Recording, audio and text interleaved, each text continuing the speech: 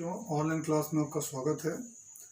आज हम अर्थशास्त्र के तीसरे अध्याय को पढ़ेंगे। पाठ का नाम है समंकों का संकलन।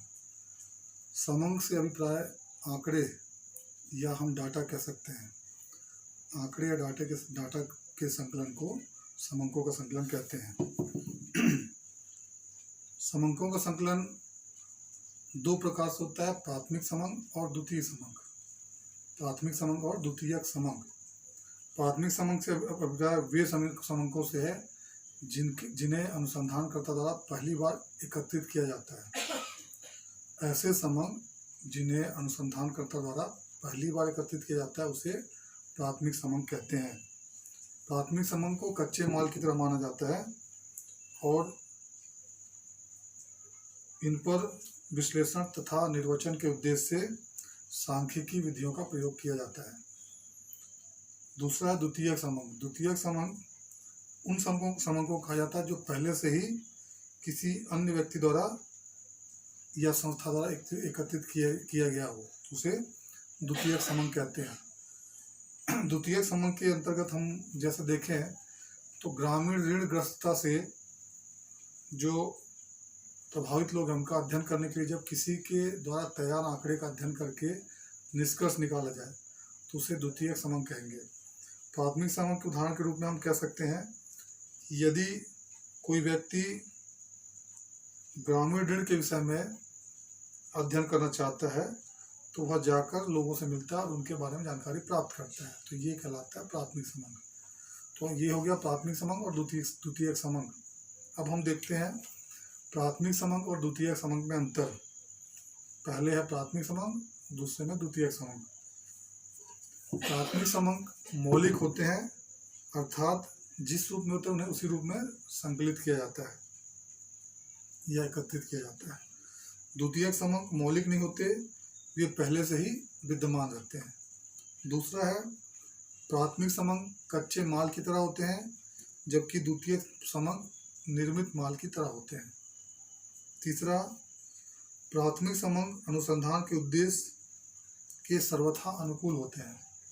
प्राथमिक समंक अनुसंधान के उद्देश्य के सर्वथा अनुकूल होते हैं। द्वितीयक समंक किसी दूसरे उद्देश्य की पूर्ति के लिए एकत्रित किए जाते हैं। चौथा, प्राथमिक समंकों में अधिक समय, अधिक परिश्रम और अधिक धन की आवश्यकता होती है। द्वितीयक समंक में कम समय, कम परिश्रम और कम धन की आवश्यकता होती है क्योंकि ये पहले से ही किसी द्वारा तैयार किए गए होते हैं। पांचवा, प्राथमिक समंकों के प्रयोग में सतर्कता की आवश्यकता नहीं होती। प्राथमिक समंकों के प्रयोग में सतर्कता की आवश्यकता नहीं होती जबकि द्वितीयक समंकों के प्रयोग में सतर्कता की आवश्यकता होती है। ये हो गया दोनों में अंतर। अब हम देखते हैं प्राथमिक समंकों को संकलित करने की विधियां। किन विधियों से प्राथमिक समंकों को संकलित किया जाता है। पहला है प्रत्यक्ष व्यक्तिगत अनुसंधान विधि। प्रत्यक्ष व्यक्तिगत अनुसंधान विधि, इसके अंतर्गत कोई व्यक्ति जिस विषय में समंकों का संकलन करना चाहता है वह स्वयं लोगों घरों में जाकर उनसे संबंधित जानकारी प्राप्त करता है। इसे कहते हैं प्रत्यक्ष अनुसंधान, व्यक्तिगत अनुसंधान विधि।